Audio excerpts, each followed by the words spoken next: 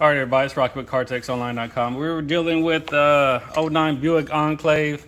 BOSE amplifier went out. I tested the radio output, got signal out of there, but nothing out of the speakers.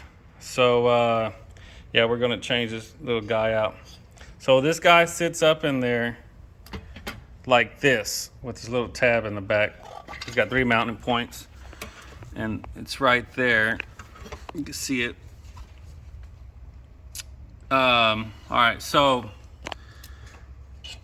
that top bolt, the best thing to do is to take off this hood latch, and it makes a perfect. I got big hands, so it makes perfect to get up in there to that top one. You reach right back in there and you got it.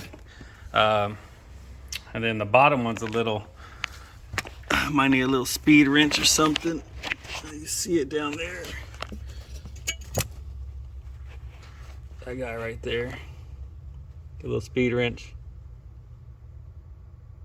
Other than that, that's it. I think that'll do it. Thanks for watching.